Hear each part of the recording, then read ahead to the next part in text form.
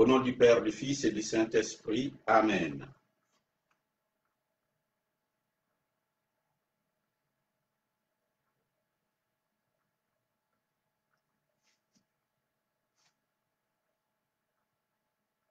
Alors,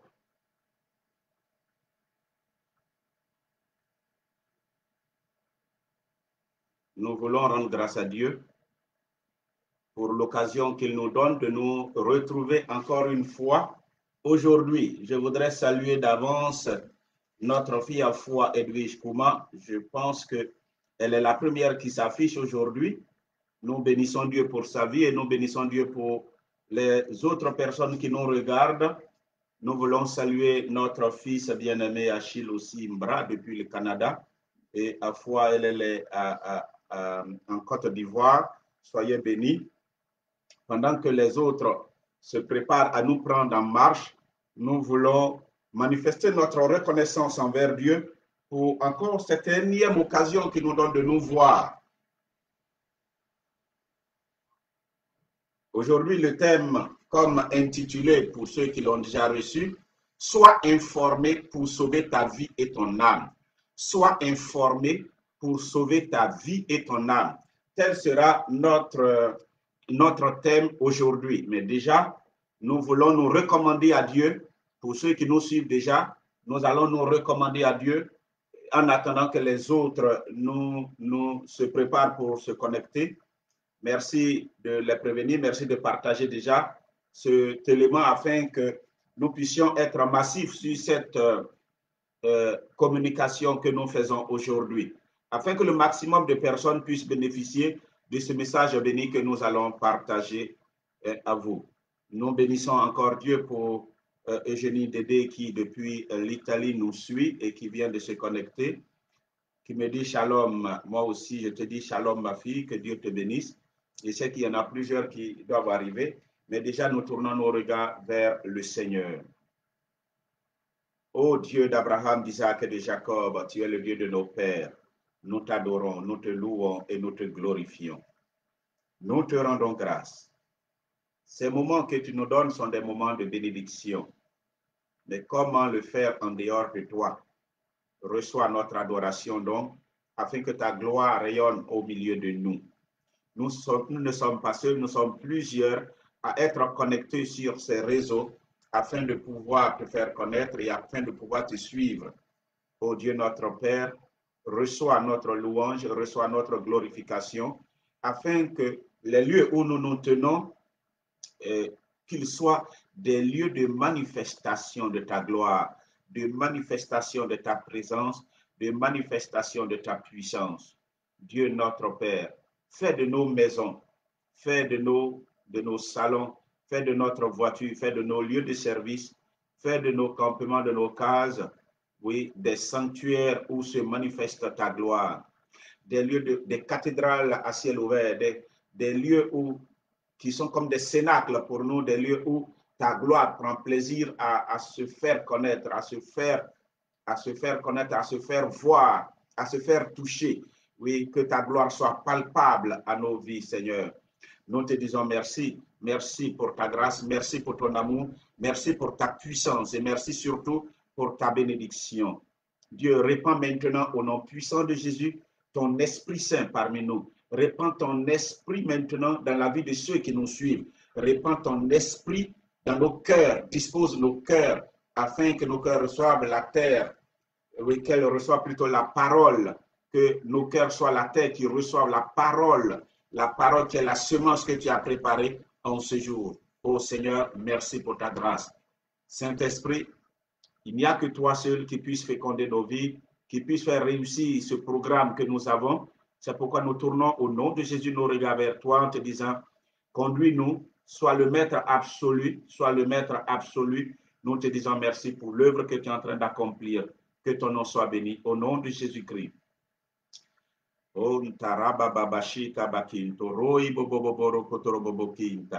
Saint-Esprit, je t'adore, je te donne ma vie, je t'aime Esprit de Dieu, je t'adore. Je te donne ma vie. Je t'aime tant. Je t'aime tant. Esprit de Dieu, je t'adore. Je te donne ma vie. Je t'aime tant.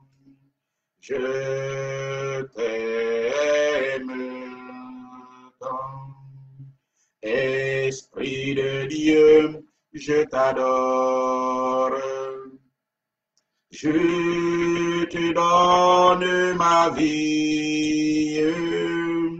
Je t'aime tant.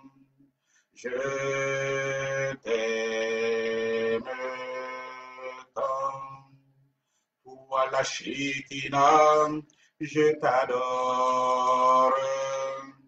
Je te donne ma vie. Je t'aime tant. Alléluia.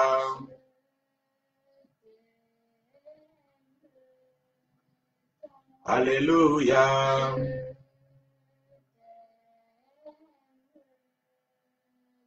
Alléluia.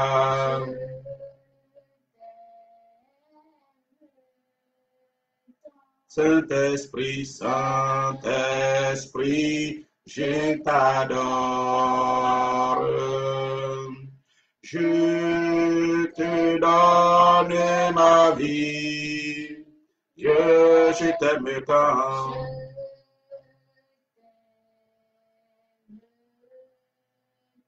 Alléluia.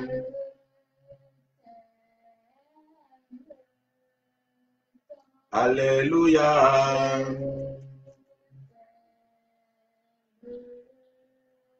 Comment ne pas t'adorer, comment ne pas te louer, comment ne pas te glorifier, comment ne pas te bénir, Saint-Esprit. Ton nom est grand, ton nom est puissant et ton nom est merveilleux.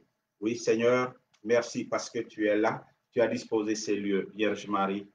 Oui, toi-même qui étais là le jour de la Pentecôte, toi par qui le Saint-Esprit a donné chair à Jésus-Christ, laisse-nous te saluer et laisse-nous te bénir en ce soir. Réjouis-toi, Marie, comble de grâce, le Seigneur est avec toi.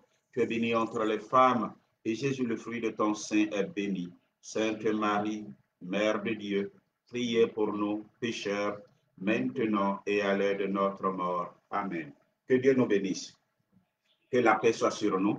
Là où tu es, où tu me regardes, j'invoque la gloire de Dieu, j'invoque l'Esprit de Dieu dans ta maison, dans ton cœur et dans ta vie. Et nous invoquons le sang précieux de Jésus-Christ, afin que le sang précieux de Jésus-Christ nous protège, nous garde de tout mal. Oui, sang de l'agneau soit notre bouclier, soit une couverture spirituelle sur nous, et que le manteau de Marie nous garde de toutes les flèches de l'ennemi. Nous allons travailler aujourd'hui avec le thème qui est le suivant. Il est bon de vous le rappeler, sois informé, parce que nous allons chercher à comprendre un peu l'importance de l'information en ces temps qui sont le dernier, afin de sauver ta vie et ton âme. Il ne faut pas rester là comme ça. Il y a une raison pour laquelle Jésus-Christ est venu. Il y a une raison, Dieu a voulu se faire connaître. Il faut que nous soyons sauvés. Il faut que nous soyons sauvés. Alors, mais qu'est-ce que nous devons entendre par le mot sauver? Est-ce ne pas mourir seulement? Est-ce que nous devons sauver nos corps et puis s'arrêter à là? Est-ce la raison fondamentale pour laquelle Jésus-Christ est venu en ce monde? Ou il faut aussi penser à l'autre dimension de l'homme, c'est-à-dire l'âme. Et justement, c'est la raison pour laquelle nous sommes là. Et nous vous bénissons pour votre attention.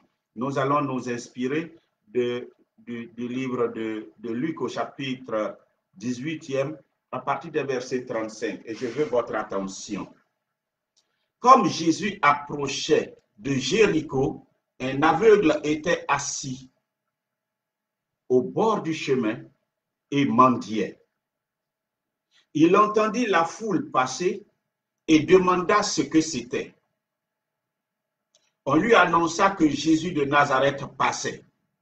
Et il s'écria, « Jésus, fils de David, aie pitié de moi. » Ceux qui marchaient en avant lui faisaient des reproches pour le faire taire, mais il criait d'autant plus, « Fils de David, aie pitié de moi. » Jésus s'arrêta et ordonna de le lui amener. Et quand il se fut approché, il lui demanda, « Que veux-tu que je fasse? » Il répondit, « Seigneur, que je recouvre la vue. » Et Jésus lui dit, « Recouvre la vue, ta foi t'a sauvé. » À l'instant, il recouvra la vue et suivit Jésus, en glorifiant Dieu. Et tout le peuple, en voyant cela, rendit louange à Dieu. Que Dieu ajoute bénédiction à sa parole. Au nom de Jésus-Christ, Amen. Que Dieu te bénisse. Amen. Alors, sois informé pour sauver ta vie ou sauver ton âme. Nous avons besoin d'être informés. Frères et sœurs, nous savons qu'il y a des crises sans précédent que le monde est en train de connaître. Il faut être un extraterrestre pour ne pas savoir la situation qui prévaut aujourd'hui dans le monde. Et tout à l'heure, j'étais en communication avec certains de mes enfants au Canada. Ils me demandaient comment ça allait ici. Ils voulaient savoir ce qui se passait au niveau du pays. Et je sais pourquoi ils demandent. Ils demandent simplement parce que tout le monde sait ce qu'il se passe actuellement. Par le truchement des réseaux sociaux, nous voyons partout les gens s'émouvoir. Nous savons qu'au niveau, par exemple, du paysage en Côte d'Ivoire, rien ne va. Il y a comme un véritable gouffre qui sépare plusieurs personnes, la population de la Côte d'Ivoire, à commencer par les plus grands jusqu'à la basse classe, les plus petits. Et tout cela tourne autour de la politique. La politique a osé déchirer le tissu social de la Côte d'Ivoire et lorsque nous voyons d'avance le panorama, le paysage qui s'offre à nous, évidemment, ça fait trembler. Et il est bon, lorsque nous vivons de tels moments, que certains appellent pour s'enquérir des nouvelles. Et je crois que c'est à ce titre qu'on m'a demandé quelle est la situation, qu'est-ce qui prévaut dans le pays. J'ai dit, pas plus que ce que vous ne savez. Parce que ce que nous voyons sur les réseaux sociaux, comme c'est planétaire, alors c'est ce que vous aussi vous voyez. La différence entre vous et nous, c'est que vous êtes sur un territoire sécurisé et que nous sommes dans le feu. Nous sommes sur le territoire qui est comme le champ de bataille. Si des événements doivent avoir lieu, nous serons au feu de l'action. C'est la seule différence. Et il m'a donc importé de parler du salut des âmes, parce que du salut des âmes et du salut de notre vie.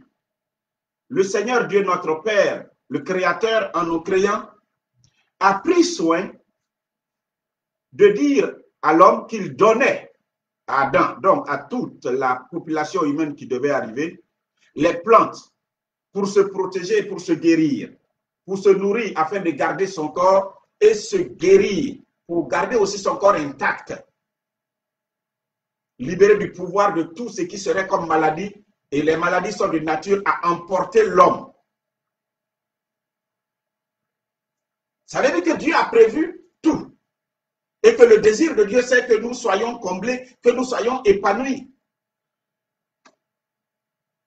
La Bible nous dit dans les épîtres de Jean, je veux que tu prospères à tous égards, comme prospère l'état de ton âme, et que tu sois en bonne santé. Que tu sois en bonne santé et prospère à tous égards, comme prospère l'état de ton âme.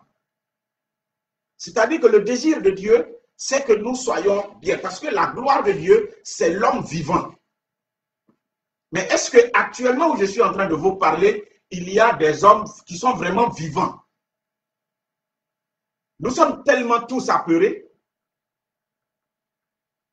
Et c'est pourquoi je dis qu'il faut être extraterrestre pour ne pas, pour oser dire que tu n'es pas au courant de ce qui arrive à la Terre et à la Côte d'Ivoire, par exemple, où moi je suis. Vous comprenez, frères et sœurs? Donc, ce monde-là actuel que nous connaissons traverse une telle crise sans précédent, et la Côte d'Ivoire qui elle aussi est en train d'écrire son histoire n'échappe pas à ce concert d'événements que nous sommes en train de connaître. Ce sont malheureusement des événements, loin d'être heureux, ce sont des événements tragiques. Ce sont des événements tragiques. Ils sont multiples et ils suscitent la peur. Ils suscitent la peur. Évidemment, quand c'est comme ça, bien des personnes se lèvent. D'autres les blâmeront. Et ceux-là, on les appelle comme... Donc, ils diront ce sont des prophètes de malheur. Et ceux-là, ils diront quoi? Ils se lèvent et puis ils vont annoncer la fin de tout.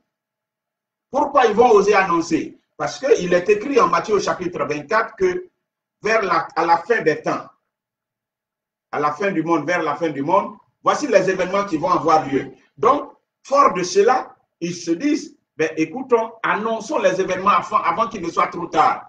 Si vous regardez bien, partout dans le monde, il n'y a que des rassemblements où on annonce plus ou moins Jésus, que ce soit dans les métros, que ce soit dans les rues, dans les carrefours, même chez les Blancs aujourd'hui, même en Chine aujourd'hui. Ici, dans les marchés, par-ci, par-là, partout, on essaie d'annoncer. Sur les réseaux sociaux, on annonce Jésus. Parce que, justement, Jésus a dit dans les derniers temps, voici ce qui va arriver. Et le nom de Jésus doit être annoncé. Donc, ceux que certains appellent prophètes de malheur ne font que lire le signe des temps et annoncer à la population, attention, voici des signes précurseurs de la fin du monde et donc donnez votre vie à Jésus. Mais enfin, en qui allons-nous croire finalement? Est-ce à ces prophètes? Est-ce vraiment la fin des temps? Ou bien ce sont des événements qui, comme d'autres sont arrivés dans le monde, qui sont arrivés et qui vont passer? En qui allons-nous croire? Et même si on devait croire en quelqu'un de ces deux, que devons-nous faire? Comment devons-nous réagir? Justement, avec cet exposé que je vais vous faire là, cela va nous aider à comprendre le sens véritable de ces temps dans lesquels nous vivons et comment nous devons nous comporter en tant que chrétiens. Effectivement, il y a des tragédies, il y a ces événements qui se passent qui méritent réflexion et qui devraient pousser l'homme à s'interroger, parmi lesquels ce qui nous a confinés tous. Quel est l'événement majeur qui nous a confinés? On a appelé ça Covid-19. Covid-19, voici une épidémie qui arrive à échelle planétaire et qui a bloqué l'économie mondiale, qui a bloqué tout ce qui est religion, qui a bloqué tout ce qui est activité industrielle, qui a bloqué tout et tout. En un instant, tout le monde devait être confiné dans des maisons. Il n'y a pas de banquier, il n'y a pas d'industriel, il n'y a pas de pharmacien, il n'y a personne. Il n'y a pas d'homme qui va prier, on dit de ne pas aller à l'église. Et tout le monde était dans la maison. Et pire, ce qui fait sa gravité, ce n'est pas ça. C'est qu'au-delà de ça, les hommes mouraient comme des mouches, ils tombaient. Covid-19. Covid-19. J'ai vu des bennes et des bennes déversées. Au début, j'ai pensé que c'était des ordures. Tellement d'hommes, je ne pouvais pas imaginer que ce soit des hommes. Dans des fosses qui ouvraient large leur gueule. On se croirait au temps de l'Holocauste, comme dans ce film-là d'Holocauste, au temps du système nazi en Allemagne, quand ils ont fait de ces tranchées pour déverser des corps innombrables, des millions de personnes dans des fosses communes. Oui, frères et sœurs, il y avait de quoi avoir peur. Et il y avait de quoi aller se cacher dans sa maison pour éviter. Et jusqu'à présent, certains vivent de cette peur et surtout que des mesures barrières nous sont imposées. Après Covid, ou au-delà de Covid, il y a eu beaucoup d'autres événements. Nous, en Côte d'Ivoire, ici, on a connu ce qu'on appelle les inondations. Mais l'inondation qu'il y a eu lieu, loin de le minimiser en Côte d'Ivoire, mais j'ai vu pour certains pays qui emportaient, qui prenaient tout un quartier et qui emportaient les maisons. C'est terrible, frères et sœurs. Ces temps actuels sont des temps qui sont vraiment particuliers. Quand ce n'est pas Covid, donc épidémie, c'est comment on l'appelle, il y a eu les explosions, il n'y a pas longtemps. Il y a eu les explosions au Liban. Regardez ces personnes qui sont mortes, qui ne pouvaient même pas penser à cela. Une explosion d'une telle amplitude que ça a arraché des maisons à son passage. La puissance de l'explosion. Et c'est comme ça partout. Là, on parle de Liban, mais il y a eu Tchernobyl en Russie. Il y a eu les typhons au Japon. Il y a eu le tsunami au niveau de quel était le pays là? Ce tsunami qui était, bon, j'oublie le nom de ce pays, mais vous avez vu l'eau, les vagues qui sont sorties et qui ont détruit, dévasté toutes les plages, allé jusque dans la ville, emporté tout sur son passage. Et il y a eu les mêmes similaires, que ce soit aux États-Unis ou partout. Quel est le continent qui échappe aujourd'hui à cela? Il n'y en a pas. Il n'y en a pas. Tremblement de terre, typhon, volcans, et les volcans qui s'ouvrent et qui engloutissent tout un village. Et alors, imaginez ces larves qui sortent du système volcanique des trous, des cratères qui sont du feu, des larves qui coulent du volcan surchauffé et qui vont engloutir pour que ces villages-là ou ces hommes qui sont en bas deviennent des pierres finalement. C'est terrible. Et ça existait. Regardez l'Australie. Regardez l'Amérique du Sud, où c'est des milliers d'hectares, des milliers d'hectares qui sont engloutis par le feu, qui a dévasté des forêts. Et là, quel était le paysage quand on rentrait dans les forêts après qu'on ait arrêté ces feux? Des animaux morts. Et des animaux qui ont pu échapper, qui n'ont pas pu mourir, mais qui ont été touchés par le feu, sont horrifiés. Et ils se promènent dans la ville, surtout en Australie. Regardez l'Amazonie, combien de fois ça a brûlé. En fait, ouvrons bien nos yeux et regardons les signes des temps. Ce n'est pas les épidémies, Covid, d'accord, mais au-delà de Covid, il y a eu autre encore. Alors, quand nous regardons ça, nous ne pouvons que nous interroger. Ça également, c'est aujourd'hui que nous le vivons. Qu'est-ce que Jésus-Christ avait dit à ce sujet? Matthieu, au chapitre 24, permettez-moi de vous le lire rapidement. C'est vraiment malheureux, frères et sœurs. C'est vrai que où que nous soyons, nous devons chercher à travailler, mais ne travaillons pas pour travailler. Ne travaillons pas pour la nourriture qui se perd. Jésus dit, prenez garde que personne ne vous séduise. Plusieurs viendront à mon nom en disant c'est moi qui suis le Christ. Et ils séduiront beaucoup de gens. Vous allez entendre parler de guerre et de bruit de guerre. Gardez-vous de vous alarmer, car cela doit arriver. Une nation s'élèvera contre une nation, un royaume contre un royaume. Il y aura par endroits des famines. L'Afrique, la Somalie, l'Éthiopie à l'époque. Des famines, des tremblements de terre, et c'est de ça que je viens de parler. Tout cela ne sera que le commencement des douleurs. Il dit le commencement.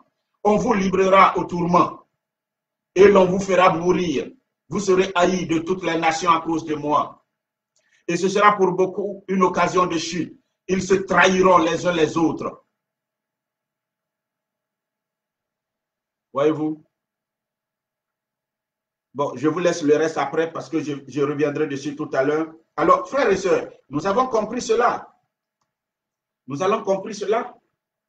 Nous avons compris que nous vivons un temps qui est vraiment particulier. C'est un temps vraiment particulier. Et nous avons intérêt à savoir lire les signes des temps et mieux nous comporter. Que devons-nous faire? Que devons-nous faire? Nous pouvons nous appuyer sur le passé. Est-ce que c'est la première fois que des événements pareils viennent? Non.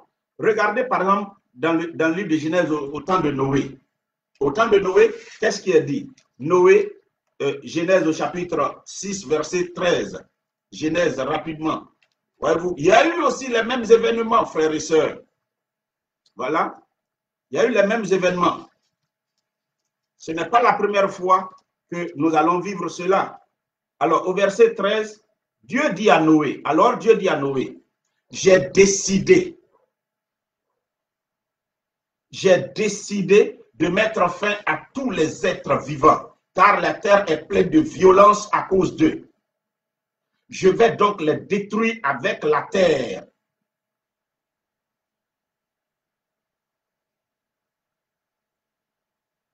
Et quant à moi, je vais faire venir le déluge sur la terre pour détruire toute chair qui sous le ciel a souffle de vie. Tout ce qui est sur la terre périra. C'est-à-dire qu'il y a eu un temps où il y a eu aussi ce qu'on appelle le déluge, où par l'eau, Dieu a exterminé tout, a détruit tout. Maintenant, au moment où cela se faisait, et qu'il a suscité un prophète pour annoncer comment les gens ont réagi, lui-même qui était témoin de la chose, à qui Dieu parlait, comment a-t-il réagi? Nous viendrons dessus tout à l'heure, nous viendrons dessus tout à l'heure. Mais il n'y a pas que là. Oui, il n'y a pas que là. Il y a eu également, lorsque le feu du ciel devait descendre, Lot. Genèse au chapitre 19. Genèse au chapitre 19. Alors, il est écrit, il est bon que vous le sachiez, frères et sœurs. Il est bon que nous le sachions tous parce que c'est bien beau de prier, de chercher la bénédiction, mais il faut comprendre aussi les signes des temps. À partir de verset 12, celui qui veut lire avec moi, hein, Genèse 19, verset 12 à 14. Les hommes dirent à Lot, alors qui sont ces hommes-là? Il y avait deux anges qui sont arrivés à Sodome et à Gomorrhe. Les deux anges qui sont arrivés étaient initialement trois. Ils sont dans le chapitre 18 venus rendre visite à Abraham. Ils sont venus et Abraham a insisté pour les recevoir sans savoir qui étaient. En fait, il a pensé que c'était des étrangers. Et quand il leur a imposé son hospitalité, à la fin, ils se sont présentés. Et ils ont dit clairement qu'ils sont venus pour accomplir une œuvre. Voilà, ils sont venus pour accomplir une œuvre. Et cette œuvre-là, voilà, au Genèse au chapitre 19, les deux anges sont arrivés à Sodome sur le soir, et Lot était assis à la porte de Sodome. Quand Lot les vit, il se leva pour aller à leur rencontre et se prosterna la face contre terre. Puis il leur dit, mes seigneurs, détournez-vous, je vous prie, pour entrer dans la maison de votre serviteur et passez-y la nuit. Comme quoi, l'hospitalité parfois peut sauver. Parce que nous sommes dans un temps où nous ne savons pas qui sont ceux qui sont sur la terre. Pour avoir été bon, pour avoir voulu être hospitalier, d'autres ont échappé. C'est comme lorsque le peuple des Hébreux devait entrer dans la terre promise. Rahab, pour avoir été bonne, avoir ouvert la porte, elle a eu la vie sauve, elle et sa famille. Et parfois donc, comprenons cela. Comprenons cela. Alors, verset 12, on dit, les hommes dirent à Lot, qui as-tu encore ici? Gendre, fils et filles, et tout ce qui t'appartient dans la ville, fais-les sortir de cet endroit, car nous allons détruire cet endroit, parce que devant l'Éternel, ce qu'on reproche à ses habitants est énorme. L'Éternel nous a envoyés pour détruire la ville. Comprenez? L'Éternel nous a envoyés pour détruire la ville. Est-ce que Lot savait cela? Non. Il venait d'être informé. Il venait d'être informé. Moïse aussi, c'était la même chose. Il a été informé par Dieu sur le projet de Dieu. Il dit, il va donner 10 fléaux en Égypte. Et là, ils vont connaître sa puissance. Et le 10e fléau, c'était la mort des premiers-nés. Premiers-nés des hommes et des bétails. Comprenez? Donc, il y a des événements qui arrivent. Et ce n'est pas la première fois que ça arrive. Si Dieu a fait tomber le feu du ciel à Sodome et à Gomorrhe, à cause de l'homosexualité, si à cause du péché, Dieu a pris l'eau et a détruit tout ce qui vit sur terre, En ces temps qui sont les derniers, que peut-il faire? Jésus-Christ a prévenu. Il dit, comme au temps de Noé, à la fin des temps, des gens seront là, en train de se marier, en train de manger, en train de savourer leur vin, et ils seront surpris. Ils seront surpris. D'autres seront emportés. Mais ceux qui vont rester vont regretter d'être encore sur terre parce que les tourments seront tels qu'il n'y en a jamais eu sur le ciel. Il n'y en a jamais eu sous le ciel. Alors, frères, c'est vrai qu'actuellement nous les vivons, mais dans le passé, il y a eu des événements pareils. Mais à l'annonce de ces événements, quelle est la réaction des hommes? Il y a ceux qui sont indifférents, mais il y a ceux qui sont épouvantés. Quand nous prenons le livre de Chroniques, Chroniques au chapitre 2 Chroniques 20, 2 Chroniques 20, regardez bien. Alors, je ne sais pas comment nous prenons, vous savez, les gens se lèvent. Aujourd'hui, nous-mêmes, nous apprenons tellement de nouvelles, Et comment nous prenons ces nouvelles? Il y a beaucoup. Il y a ceux qui réagissent sur les réseaux sociaux. Voilà. C'est sur les réseaux sociaux que tout se passe. Et c'est la raison pour laquelle un de mes fils m'a appelé du Canada pour s'enquérir. Moi qui suis au feu de l'action. Alors, 2 Chroniques 20, versets 1 à 3, qu'est-ce qui est dit? On dit après cela, là, il s'agit de guerre. Parce qu'il y a des guerres. Tous ces fléaux qui arrivent, toutes ces tragédies, il y a aussi des guerres. Et vous savez que les nations actuelles ont préparé de ces guerres. À l'époque, les années 1945, la bombe atomique, waouh! Regardez sa destruction. Jusqu'à présent, il y a des séquelles à Nagasaki et à Hiroshima. Jusqu'à présent. À Tchernobyl, l'explosion nucléaire qu'il y a eu là-bas, en Russie, jusqu'à présent, la Terre a été abandonnée. Il y a eu des répercussions sur la nature elle-même. La Terre, les plantes, les animaux, tous ont été touchés par la radioactivité. Vous comprenez? Et dire que les armes actuelles sont 1000 fois supérieures à la bombe atomique. À telle enseigne que personne n'a le courage de dire qu'il va provoquer. Parce que celui qui provoque une guerre, c'est la fin du monde. Et toutes ces nations qu'on dit grandes puissances, les grandes nations, chacun ayant ses armes, sont là et se regardent. Et c'est nous, quand les éléphants se battent, les fourmis se séparent, quittent là. Et ils se font appeler les grandes puissances à cause de la puissance de frappe de leurs armes. Ils ont fait tellement de recherches pour pousser tellement loin que le monde est sur le qui-vive aujourd'hui. Le monde est sur le qui-vive aujourd'hui. Alors, guerre, guerre, guerre. Ils sont prêts à faire la guerre et à détruire. Avec des gaz, on détruit. Voilà par exemple le cas de Covid. On éparpille ça dans l'air. Et tu es chez toi et tu meurs. Ce n'est pas l'heure des bombes atomiques où tu verras quelque chose venir et exploser. On n'a rien explosé, mais regardez les millions de morts. La guerre a pris une autre tournure, frères et sœurs. Alors, il était question de cette même guerre. Après cela, les fils de Moab, les fils d'Amon, et avec eux d'autres Ammonites, arrivèrent pour combattre Josaphat. On vint en informer Josaphat en disant, une multitude nombreuse s'avance contre toi depuis l'autre côté de la mer, depuis la Syrie, et ils sont à Tamar, c'est-à-dire En-Gedi. Josaphat éprouva de la crainte et décida de consulter l'Éternel. Il avait peur. Mon frère, je vais te dire la vérité. Même si les gens ne te le disent pas, il y a une guerre qui ne dit pas clairement son nom. Quand vous allez sur les réseaux sociaux, quelqu'un a osé dire que la Côte d'Ivoire, c'est une poudrière qui n'a pas encore explosé, c'est tout. Et il a raison. Parce que tout le monde est sur la défensive. Et ceux qui sont capables, qui sont les plus grands, chacun s'est armé. Chacun s'est armé. Et ils sont prêts à en découdre les uns contre les autres. Mais ceux qui prendront les pots cassés, c'est les innocents qui n'ont pas d'armes. Parce que ceux-mêmes qui ont les armes se font protéger par certains qui ont des armes aussi. Donc eux, ils resteront. Les innocents, les femmes, les bébés, ceux qui ne font même pas de politique. Ceux qui sont là, qui ne cherchent qu'à vivre paisiblement dans leur village. Tous seront touchés.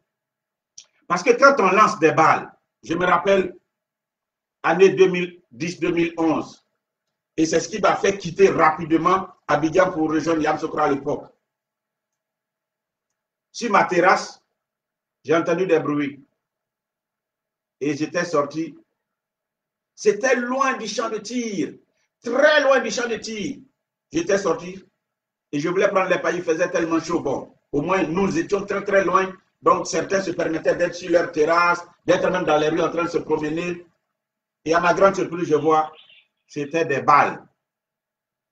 D'où elles ont été lancées, je ne sais pas, mais qui ont atterri chez moi. Et imaginez si quelqu'un était là ou si j'étais là. À Abidjan, il y a eu un obus qui est descendu comme ça. Le monsieur dormait. Il était sur son lit. Il dormait.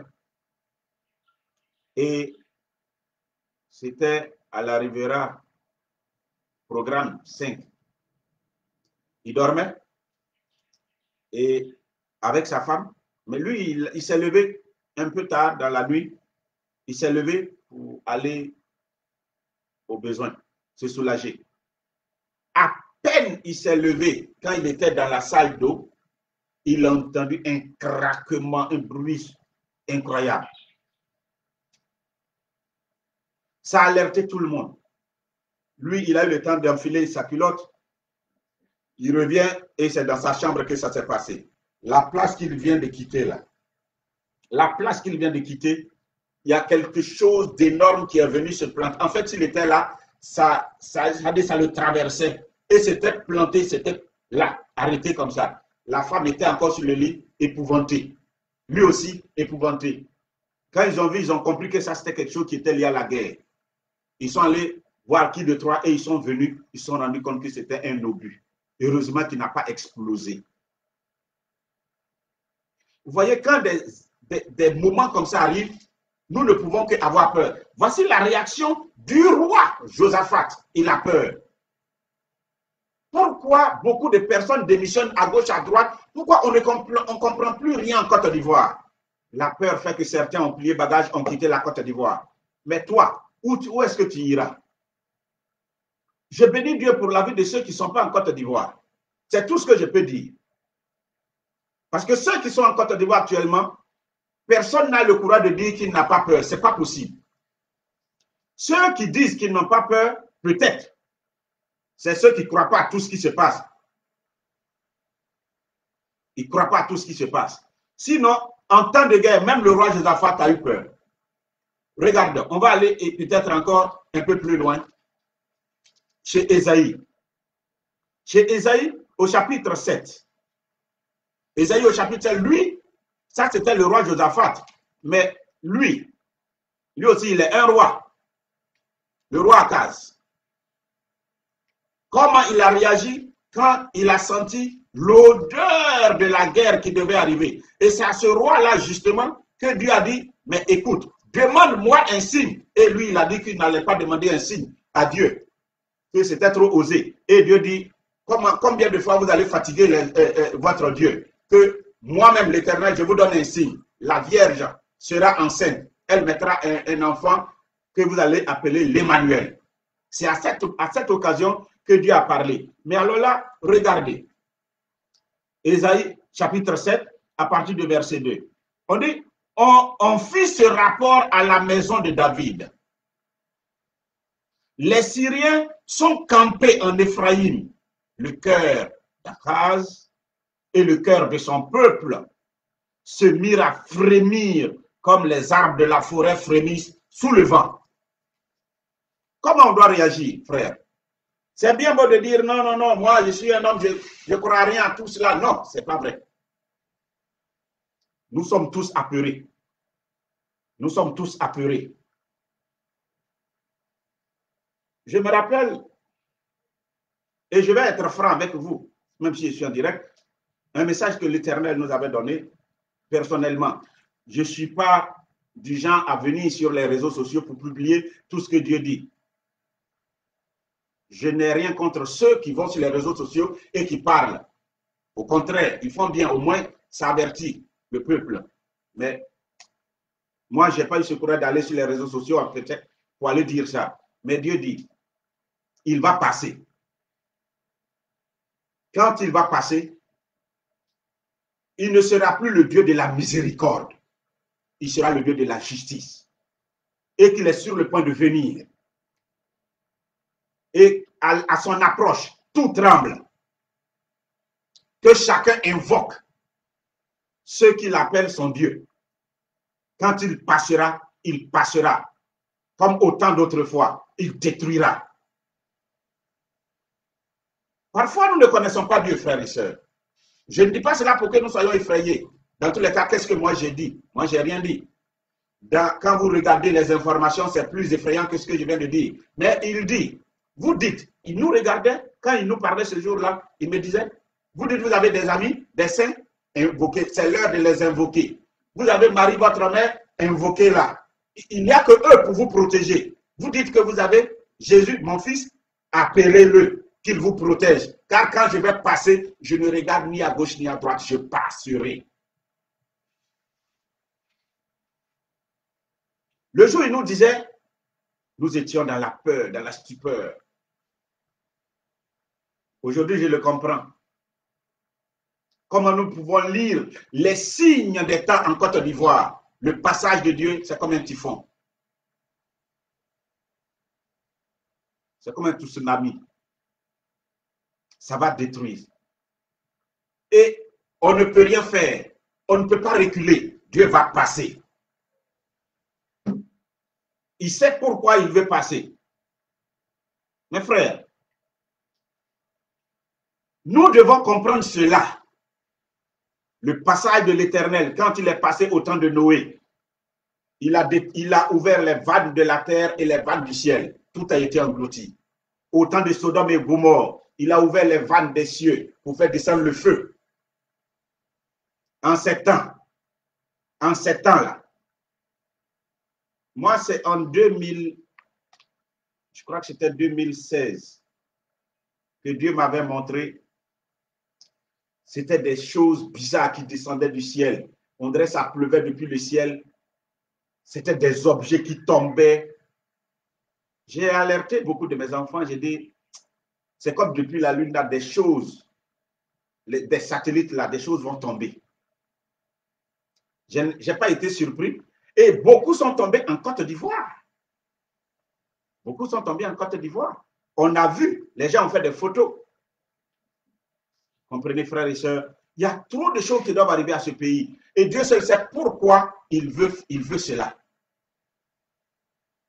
Et quand c'est comme ça, nous avons intérêt à chercher sa face. C'est pourquoi Josaphat, la Bible nous dit que lui s'est tourné vers Dieu. C'est pourquoi Ésaïe, il s'est tourné vers le prophète aussi. Et il faut que Dieu parle pour sauver. Et c'est pourquoi certains se lèvent, les messages qu'ils reçoivent, ils les donnent. Et comment nous réagissons? Comment nous réagissons? On traite certains de paresseux, ils ne veulent pas travailler, ils sont là pour alerter le peuple, pour effrayer le peuple. Mes frères, son devoir, c'est d'informer. Et je vais venir justement au niveau de l'information. En Côte d'Ivoire, nous savons que les tragédies sont relatives aux élections. Et en général, en Afrique, c'est ça, les élections. Les élections, tout ce qui est élection doit engendrer des morts et des morts, de la destruction. Toujours. C'est vraiment malheureux, frères et sœurs. C'est vraiment malheureux. Je ne sais pas si ce système démocratique-là est compatible avec l'esprit de l'Africain. La royauté est telle que, la chefferie telle que nous la connaissions à l'époque, en Afrique, ne vaut-elle pas mieux que ce système qui a été imposé par d'autres civilisations, d'autres peuples? Juste pour réfléchir dessus, frères et sœurs. Mais ça ne nous va pas. Ou du moins, si ça devait nous aller, pour l'heure, nous n'avons pas compris.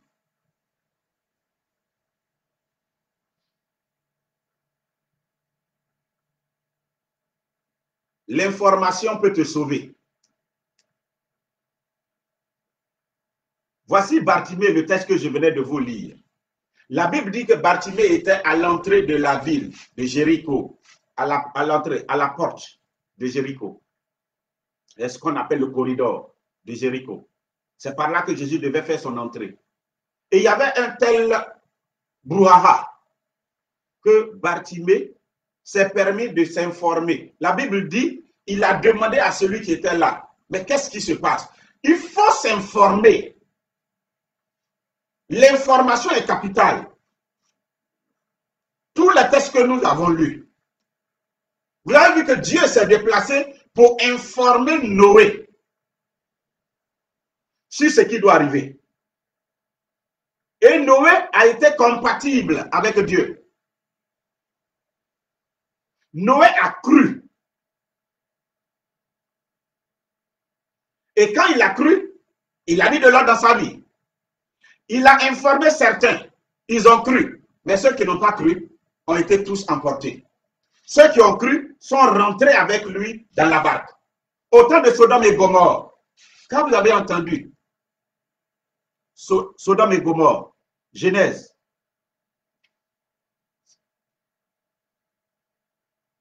voilà, au chapitre 19.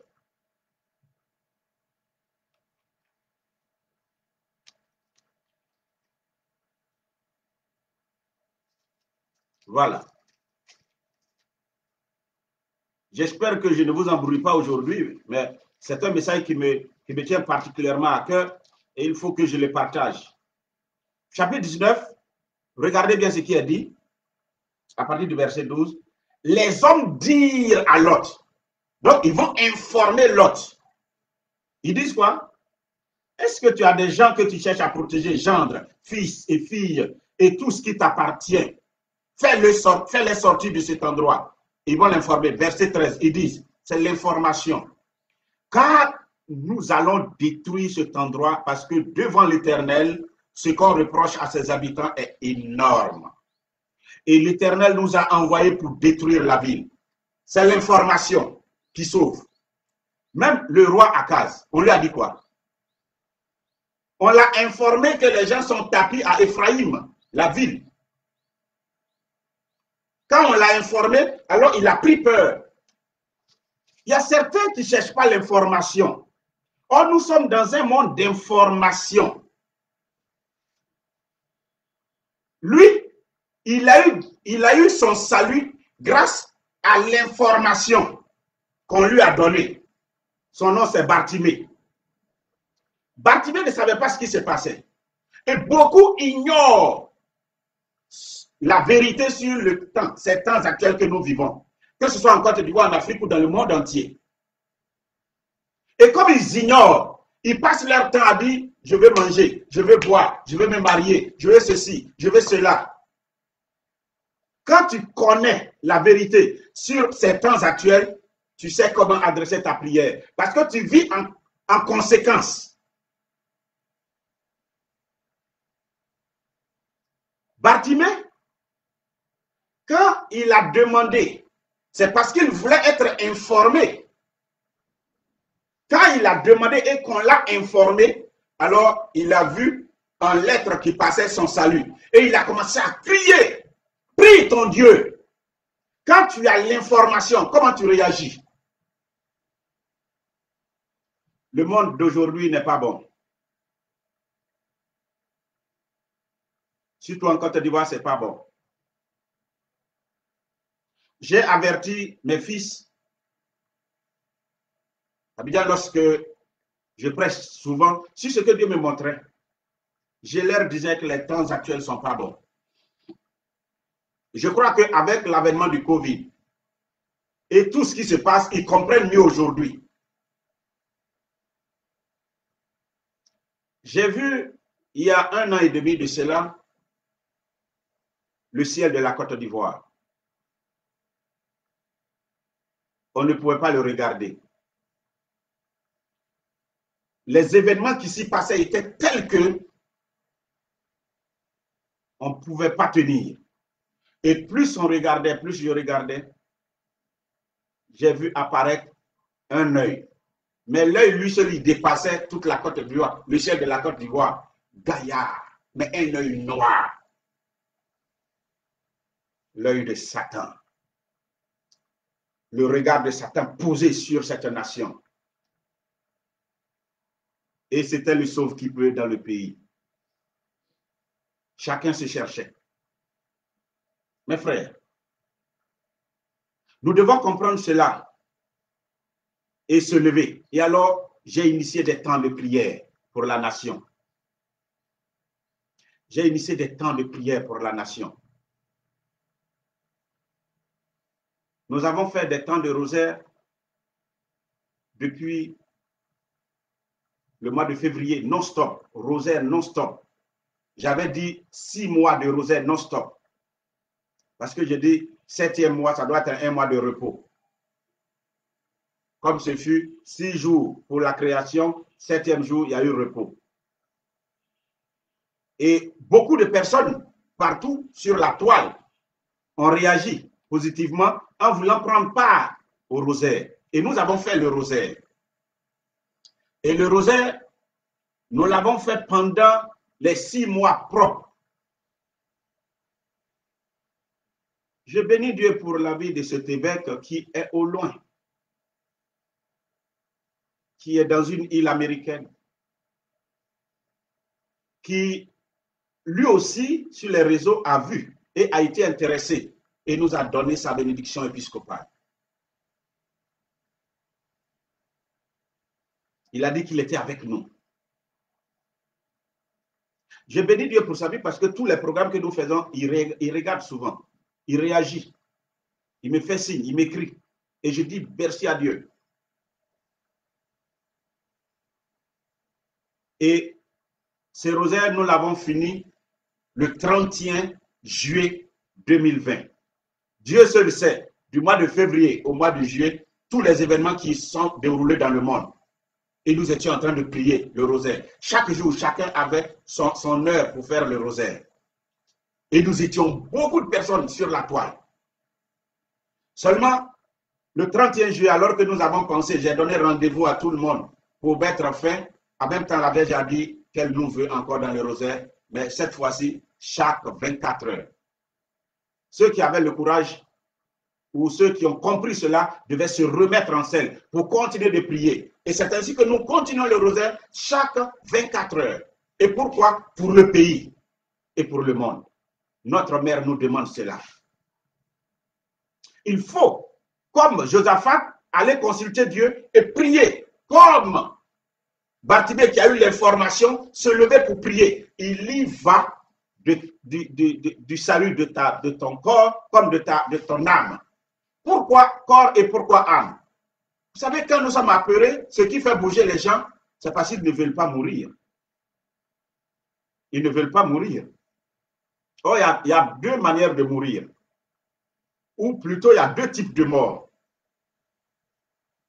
Cette mort que nous connaîtrons où notre corps va disparaître, la première mort. Et il y a la mort éternelle, lorsque notre âme ne peut pas aller du côté de Dieu. Nous tous, nous allons vivre l'éternité. Mais certains vivront l'éternité avec Dieu et d'autres vont vivre l'éternité avec le diable. Parce que lui, les dés sont déjà jetés, il connaît sa place. Et ceux qui ont décidé de le servir seront avec lui. Et c'est maintenant qu'on décide. Et il faut sauver ta vie. Il y a la mort partout, dans les balles, pendant les guerres, les épidémies, les maladies. Le Covid a tué. Il y a la mort partout aujourd'hui. Et tout ce que tu peux mettre en œuvre, lorsque tu es informé, quand les gens étaient informés, on leur a donné des cache-nez. Ils mettaient leur cache-nez. On leur a dit de ne pas sortir. Ils ne sortent pas. Quand tu es informé, il faut réagir. Sinon, Dieu ne t'a pas dit que c'est le temps de mourir, mais tu risques de mourir. Tu vas mourir physiquement. Pas parce que Dieu le veut, mais parce que tu n'as pas voulu écouter. Et c'est ainsi que la femme de Lot, quand on disait de ne pas regarder derrière, elle n'a pas voulu écouter. suivre les consignes. Et la femme de Lot est devenue une statue de sel. Elle est restée là, pétrifiée, elle est morte. L'autre lui-même est parti avec ses enfants.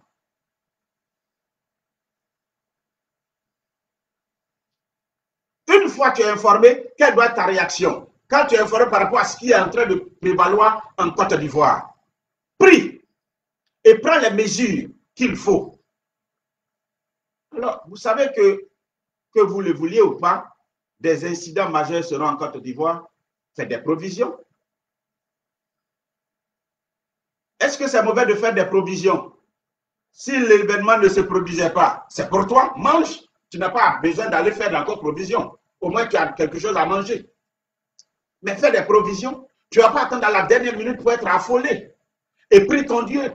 Et protégez vos aires, vos maisons. Padre Pio a fait part de cette révélation qu'il a reçue avant de partir. Les 3 jours d'épouvante. Padre Pio, allez sur Internet, interrogez, où il dit personne ne devra même mettre la tête dehors pour chercher par curiosité à savoir ce qui va arriver. Ce sera 3 jours d'épouvante, où tout sera ténèbres. Ça, c'est pour le monde. Mais avant d'arriver au monde, nous, en Côte d'Ivoire, ce qui s'est passé en 2010-2011 risque de se passer. Pas parce que je le veux, mais parce que ça se sent déjà. Et nous prions pour que Dieu abrège ses jours, ses œuvres. Il faut sauver ton corps. Jésus lui-même, parfois les gens voulaient le prendre pour le faire tomber de la montagne. Il se glissait sans se faire attraper parmi eux et il s'échappait. Saint Paul, on l'avait attrapé, on voulait l'attraper pour le tuer. Il s'est laissé descendre dans un sac du haut d'un immeuble. On l'a descendu sur une corde et il a pu s'échapper. Donc la mort physique là, elle est réelle certes, mais il y a beaucoup de choses qui donnent la mort.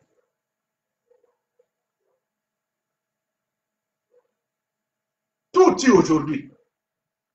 Et quand tu sais ce qui tue et que tu as des informations concernant cela, alors que les informations te servent, on ne s'informe pas pour rien. Maintenant, c'est vraiment malheureux de ne pas chercher à être informé dans cette ère, ce monde d'aujourd'hui où nous sommes à l'heure de l'information capitale. Bartimée a été sauvé parce qu'il a été informé. Josaphat a été sauvé parce qu'il a été informé. Akaz a été informé, lui et son peuple, parce qu'il a été informé. Et partout où vous allez lire, c'est les informations qui leur parviennent, qui leur permettent de réagir. Je demande donc à la population, aussi bien du monde comme de la Côte d'Ivoire, à utiliser ces informations. Il y a tellement de moyens d'information aujourd'hui. Ne soyons pas négligents. Quand nous allons prendre au sérieux ces informations, nous avons la possibilité de sauver nos vies et de ne pas mourir. Mais comme la mort ne s'arrête pas seulement à la mort physique, il y a la mort aussi de l'âme quand tu vas vivre éternellement dans l'enfer. Alors, sauvons nos âmes. Mais pour sauver son âme, donne ta vie à Jésus. Il n'est pas tard. Parce que les événements qui arrivent, personne ne peut dire il est trop aimé de Dieu, donc lui, il ne va pas mourir. Dieu dit que chacun invoque son Dieu. Quand il va passer, il passera. Il sera un feu qui détruit. Vous savez, dans le livre d'Ésaïe, le prophète l'a dit. Il dit, moi, je tue et je donne la vie. Il dit, je donne la mort et je donne la vie. Le même. Il dit, je crée la lumière et je crée les ténèbres. Est-ce que nous connaissons assez Yahvé? Ce que nous appelons, oui, l'ange exterminateur est passé. Mais qui est l'ange exterminateur? C'est Dieu même qui l'a envoyé pour dire de détruire, de prendre la vie des premiers-nés. Ce qu'il a dit, c'est ce qui s'est fait. Est-ce qu'il a tué les autres? Non, parce qu'il est sous l'ordre de Dieu. Et qui est-il en réalité? C'est un ange, on l'appelle ange, mais pour exterminer, il dépend de Dieu. Si Dieu veut faire en Côte d'Ivoire, il le fera. Et c'est parce que tu fais partie des Hébreux que si tu n'as pas mis la croix, les signes sur les linteaux avec le sang des agneaux, que lui va te laisser. Il a dit, chaque Hébreu devrait mettre le sang des agneaux sur sa porte pour être préservé. Donc, quand des recommandations, des informations te sont données au sujet de tous les messages qui pleuvent aujourd'hui en Côte d'Ivoire, Mon ami, prends au sérieux. Prends au sérieux et vis avec. Ceux qui ne sont pas en Côte d'Ivoire, c'est prier pour nous.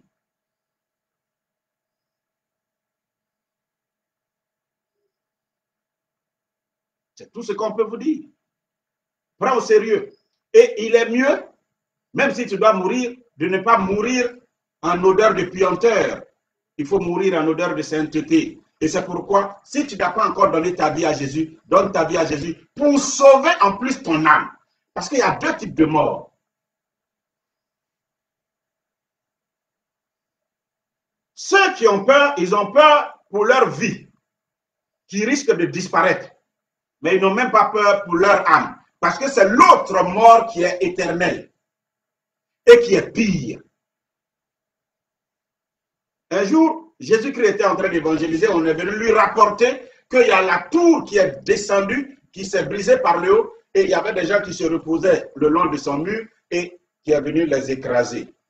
Et Jésus a dit, vous pensez que ceux qui sont morts de cette manière-là, ils sont plus pécheurs que vous? C'est à cause de vous, vous êtes vivants et qu'eux, ils sont morts? Non. Mais c'est un appel à la repentance. Convertissez-vous pour ne pas périr comme eux. Convertissez-vous pour ne pas périr comme eux. C'est tout ce que ça veut dire. Dieu t'aime trop, c'est ça? Dieu t'aime trop, donc toi tu es intouchable. Es-tu sûr de ce que tu dis? Sinon Dieu aimait trop Jésus. Mais Jésus est mort à la croix. Et quand Jésus mourait à la croix, il dit, Père, Père, pourquoi tu m'as abandonné? Parce qu'il l'avait abandonné. Et ça devait se passer comme ça. Est-ce que Jésus aimait Lazare? La Bible dit, le disciple qui l'aimait. On dit, ton ami que tu aimes est malade. Il dit, je ne vais pas. Il est mort, Lazare. Et par la suite, il allait, il a ressuscité. Dieu t'aime trop? D'accord. Mais ça ne t'empêche pas de régler ta relation avec lui. Il faut régler cela avec lui. Il faut être en de bons termes avec lui. Répands-toi. Donne-lui ta vie sérieusement.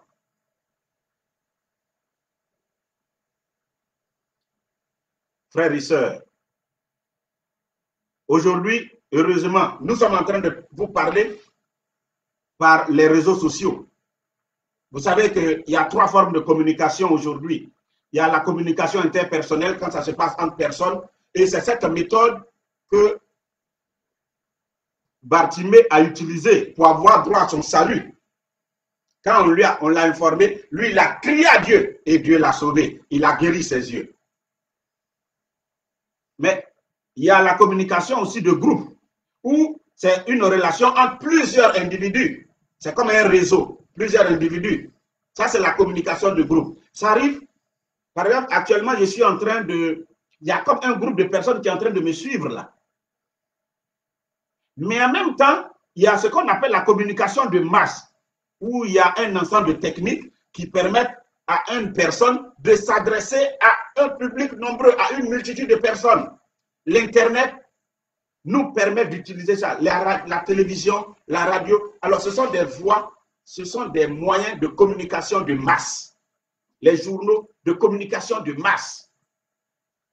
Donc, personne n'est à l'abri. Jésus a dit en Matthieu chapitre 24, en parlant de tous ces événements qui devaient arriver à la fin des temps, que son nom, son évangile doit être annoncé partout, jusqu'aux extrémités, puis viendra la fin.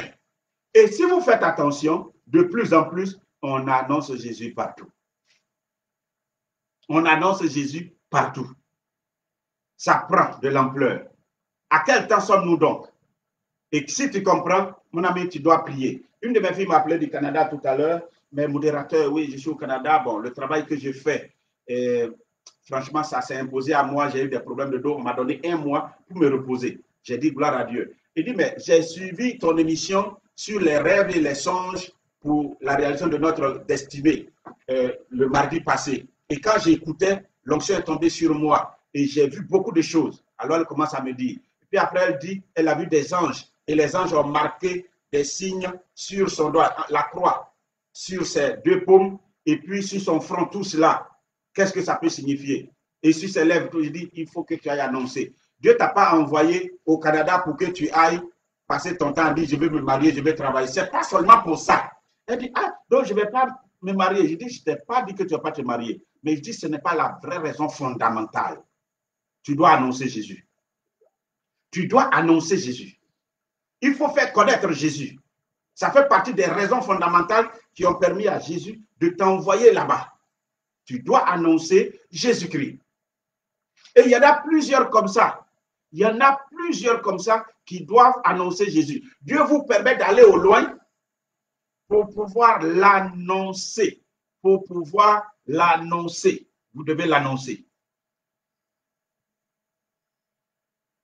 Il y a plusieurs moyens. L'information est importante aujourd'hui. Vous n'êtes pas rendu compte que l'information a pris une telle valeur. Elle est tellement valorisée qu'on ne fait rien sans ça aujourd'hui.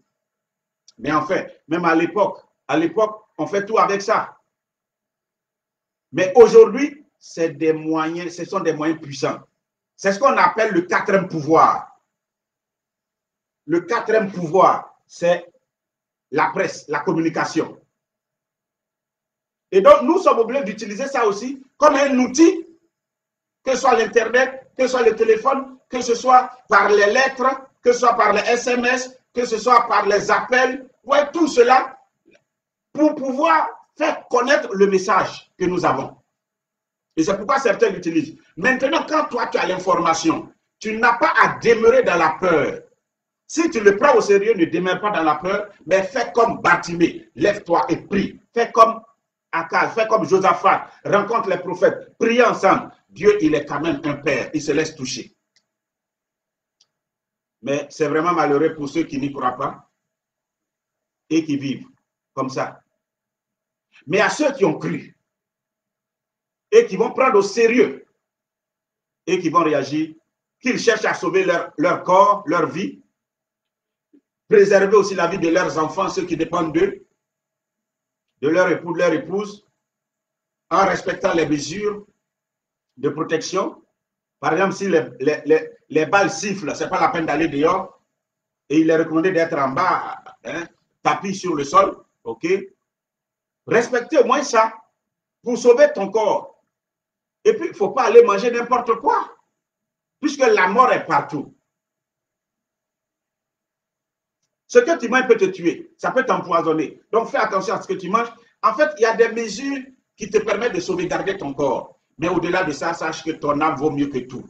C'est à cause de ton âme que Jésus-Christ a donné sa vie à la croix. Ça, ton âme intéresse Jésus. Sauvons nos vies, sauvons nos âmes. Sachant que nos âmes coûtent tellement cher que ça a coûté la vie d'un Dieu, dont le nom est l'agneau de Dieu qui ôte le péché du monde, le lion de la tribu de Juda. Son nom, c'est Jésus-Christ de Nazareth. Ton âme coûte cher. Ton âme coûte cher. Et c'est pour ton éternité avec Dieu qu'il est venu mourir à la croix. Il dit, celui qui croit en moi, même mort, il vivra. Et celui qui mange mon corps et boit mon sang, il a la vie éternelle. C'est pour l'éternité avec lui. Celui qui croit en moi ne mourra pas, il est passé de la mort à la vie. Voilà ce qu'il dit. Et Jésus-Christ vient se donner à toi en ces heures actuelles où je te sens apeuré, que ce soit pour les Ivoiriens ou partout pour le monde entier, mais invoquez votre Dieu. Il faut que Jésus-Christ soit avec vous dans votre maison. Disposez dans votre maison les signes qui prouvent votre foi. N'ayez pas honte de votre croix. N'ayez pas honte de tout ce qui vous permet, tout ce qui est comme support pour être en relation, en phase avec votre Dieu. Il y a des pays où on les oblige à enlever les croix, à enlever les statues, on brise. Mon ami, si on les enlève, c'est parce que ça dérange. Et ça dérange quoi? Le monde spirituel. Garde tes croix. Si tu n'en as pas, cherche une croix. Fais prier, va voir les prêtres qu'ils prient dessus. Et pose ça chez toi. Ce sera un signe de salut pour toi. Frères et sœurs, c'est ce message que j'ai voulu vous donner aujourd'hui. Je ne sais pas si je vous ai fait du bien. Mais en fait, ce n'est pas pour vous faire du bien que j'ai voulu l'annoncer. J'ai dit, le thème, il est le suivant. Très simple, il faut que tu sois informé. Cherche l'information. Il ne faut pas rester là, ignare. Mon peuple périt parce qu'il lui manque la connaissance. Pour avoir la connaissance, il faut être informé. Et l'évangile, lorsque nous vous l'annonçons, nous vous informons sur les voies qu'il faut prendre pour être sauvé. Pour connaître Dieu. pour avoir Jésus-Christ. C'est pourquoi nous vous annonçons l'évangile. Tous les enseignements que nous faisons, c'est pour vous informer sur ce qui doit être retenu par vous pour sauver vos vies et vos âmes. Et vous avez vu les entreprises, quand ils cherchent quelqu'un, ils lancent ça sur les réseaux et ils t'informent. Et c'est à toi d'aller à la source de l'information pour avoir du travail. D'autres aussi lancent ça pour avoir même un partenaire. Ils lancent ça sur les outils d'information, les journaux. Jeune homme, jeune fille cherche un partenaire qui a 30 ans, qui n'a pas d'enfant. Tout, c'est des choses que nous lisons. Donc l'information est capitale. Mais allez-y à la source de l'information. Ne restez pas dans votre état et croire que c'est des bluffs. Ou dire que oui, mais évangile, évangile. En fait, ceux qui parlent beaucoup, c'est parce qu'ils ne sont pas allés à la vraie source de l'information pour qu'ils puissent comprendre. L'Esprit Saint les sauve en leur disant que Jésus-Christ, il est le Seigneur. En dehors de lui, il n'y a pas d'autre sauveur. Quand l'Esprit Saint viendra, il convaincra le monde de péché, de justice et de jugement. Il est déjà là. Mais toi qui cherches l'information, il va t'éclairer. Toi qui veux savoir qui est marié, il va t'éclairer. Mais ne reste pas en dehors et puis crier comme un chien qui aboie. Tu es dans l'ignorance et tu risques de perdre beaucoup de choses. La raison pour laquelle donc je suis venu là aujourd'hui, c'est ça, frères et sœurs. Et j'ai été heureux de vous parler de ce thème, être informé pour sauver sa vie en ces temps actuels et surtout sauver son âme en donnant sa vie à Jésus déjà, en lisant la parole de Dieu, en priant, en invoquant Dieu en famille, prier en famille. Je vais vous donner ce témoignage avec lequel je vais finir. C'était dans les temps de guerre en 2010-2011 en Côte d'Ivoire et un détachement a été envoyé quelque part. Bon, je ne vous donne pas les détails. Et celui qui nous parle dit, c'est en ce jour-là que lui, il a cru. Il a vraiment cru en Dieu et en la puissance de la Vierge Marie. Lui, il dit, affaire de foi, c'est vrai que son papa était dedans. Bon, il respecte Dieu, il essaie d'aller à la messe comme ça. Mais sa foi a été bonifiée, rehaussée à cette occasion. Que s'était-il passé? On les a informés. On leur a dit qu'il y avait un détachement des assaillants quelque part, ou de leurs ennemis, et qu'ils pratiquaient de la sorcellerie. Il y a une maison où il y avait leurs fétiches et leurs sorciers qui font des incantations pour affaiblir les autres.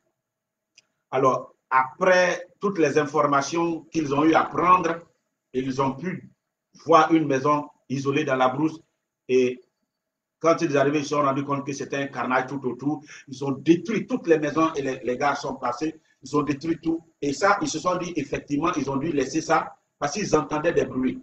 Ils ont dû laisser ça à cause de leur matériel mystique qui est dedans. Quand eux, ils sont arrivés, leur responsable a dit, écoute, voilà la maison, allez, voilà le canon, visez, réglez par ordinateur et lancez l'obus.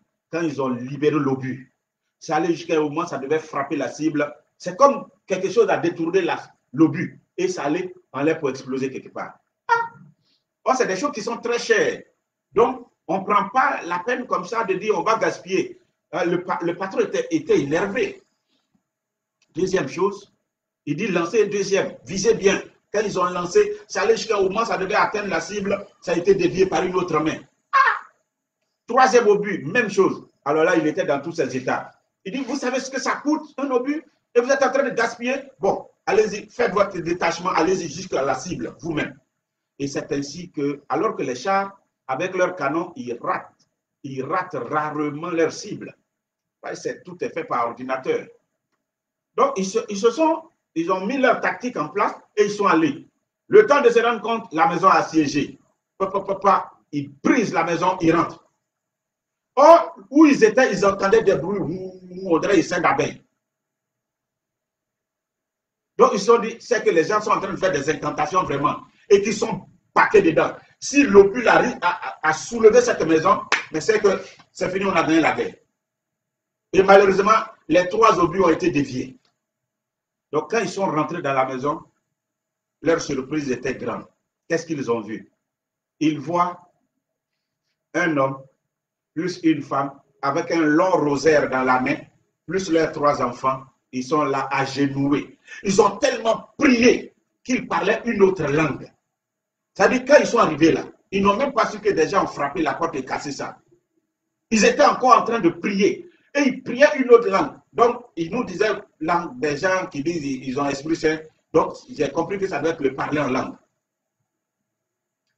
Ils ont tellement prié, ils ont la sueur partout. Et ils ont leur rosaire dans leur main en train de parler à la Vierge.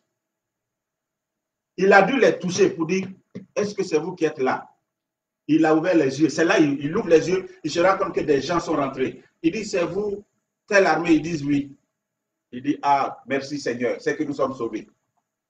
Il dit, c'est vous seulement qui êtes là? Ils disent oui. Et tous les bruits qu'on entend, il dit, nous, on n'a pas fait bruit. On est en prière depuis. On priait Dieu parce qu'ils ont massacré partout. On priait Dieu pour qu'ils n'arrivent pas chez nous. En réalité, ils sont passés, ils ont détruit tout. Mais cette maison-là a été rendue invisible par la main de Dieu. Il n'y a que Dieu pour te protéger. Dis-moi Amen fort. Amen. Au Rwanda, quand il y a eu la guerre également, c'est ainsi qu'un couple a été sauvé. Le couple ne faisait pas du renouveau charismatique et ils allaient pour prier. Donc, mais vous savez que là-bas, c'était les Tutsis contre les Hutus. Malheureusement, le territoire où ils étaient, c'était l'ethnie opposée. Mais à cause de leur foi, ceux qui priaient, ils leur ont fait bon accueil. Donc, ils priaient ensemble. Et ce jour-là, ils sont allés prier. Et quand ils finissaient la prière, on leur a dit que, ah, on voit la Vierge avec un manteau. Et puis la Vierge a mis un à gauche et la femme à droite, comme pour les protéger. C'est les autres de l'autre ethnie-là qui disent ça à leurs frères d'à côté. Il dit, ben, au nom de notre foi, nous formons une famille. Mais nous avons vu la Vierge Marie vous couvrir. C'est que ne craignez pas, allez-y, Dieu est avec vous. Parce que les autres frères, leurs autres de la même région, s'ils les voient, ils vont les tuer.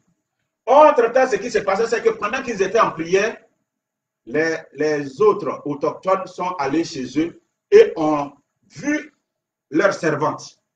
Où est votre patron? Le patron était là, mais il est sorti. Il ne sait pas où il allait. Alors, ils étaient tellement en colère, ils ont ligoté la servante, ils l'ont tabassé, ils ont cassé tout dans la maison. Et ils sont sortis. Et c'est pendant qu'ils venaient, la cohorte venait, qu'eux aussi, ils avaient fini la prière, ils venaient. Ils se sont même croisés. Ils les ont regardés, mais eux, ils n'ont rien compris. Ils ne savaient même pas qu'ils venaient de chez eux. Ils les ont vus, ils sont passés. Ils avaient des machettes, des bouteilles, des soucis. Et puis, quand ils arrivent chez eux, grande fut leur surprise. Tout est cassé. Et la servante, détachez-moi, détachez-moi. Mais patron, vous étiez où? Cachez-vous. C'est à cause de vous, ils sont venus. Ils ont demandé où vous étiez. Il dit, mais on vient de les dépasser. C'est en ce moment qu'ils vont se rendre compte que la Vierge Marie, à la fin de la prière, a dit qu'elle les protégeait. Donc, elle les a rendus en réalité invisibles. Je prie que vous ayez vos rosaires, que vous priez et que vous ayez foi en Dieu, foi en Jésus. Jésus a dit en Jean au chapitre 14, verset 1, ayez foi en Dieu, ayez foi en moi. Et je vous dis, ayez foi en Dieu, ayez foi en Jésus, ayez foi en Marie. Que Notre-Dame de tous les peuples vous protège tous en ces temps de grandes calamités partout dans le monde. Vous ne savez pas ce qui doit arriver. Moi non plus, je ne sais pas. Mais Dieu sait que la Vierge te protège. Si tu veux la bénédiction, dis-moi Amen, je reçois la bénédiction. Que Marie me protège. Et en plus, prions. Prions, prions. Gardons la foi. Quel que soit ce qu'il y a, gardons la foi. Dieu est fidèle. Je vous donne ma bénédiction. Et je vous prie de prier pour nous. Je vous prie de prier pour nous, vous qui êtes loin de ce pays. Certains pays ont déjà fermé leurs frontières. Ils ne veulent pas que... Ouais, si ça doit chauffer dans la marmite de la Côte d'Ivoire, c'est entre eux que ça chauffe. Et c'est comme ça. C'est dans les dangers, on connaît les vrais amis. Mais priez pour nous. Et que Dieu garde les siens. Que Dieu garde ceux qui crieront à lui. Que Dieu garde les étrangers. Que Dieu garde les innocents. Que Dieu garde tout le monde. Et celui qui est appelé à la mort meurt. Ça dépendra de Dieu. Mais je prie pour que l'amour de Dieu, même dans sa fureur, puisse rencontrer sa miséricorde sur la vie des uns et des autres, les orphelins, les veuves. Je prie pour eux. Je prie pour ceux qui n'ont même pas de maison, qui seront dans les rues. L'autre rentré du travail et qui a été tué, Marcelin Yassé. Mais quand je pense que lui rentré du travail et dans la rue, on est tombé sur lui et on l'a tué, je pense à tous ceux qui sont sans abri, qui sont dans les rues partout, en des occasions comme ça, avec les balles perdues. Qu'en sera-t-il pour eux? Je prie pour eux, afin que la Vierge Marie ait un cœur de mère et qu'elle les protège, qu'elle les préserve. Je prie pour tous ceux qui sont malades, qui en ces temps seront obligés d'être là encore devant. Qui va venir les sauver, les aider, leur faire des injections? Ça sera difficile. Une femme qui doit accoucher en ces temps, c'est difficile. Je prie pour que Dieu prenne pitié. Que Dieu nous garde de tout mal et que Dieu vous bénisse, vous tous qui m'avez suivi. Je vous bénis au nom du Père, du Fils et du Saint-Esprit. Amen. Nous nous donnons rendez-vous donc pour le mardi, pour une prière encore. Et nous nous donnerons également rendez-vous pour le dimanche prochain, à la même heure, 17h30. D'ici là, soyez bénis. Sachez que je vous aime bien. Merci infiniment pour tout. Et priez pour nous. Prions les uns pour les autres. Au nom de Jésus, Amen.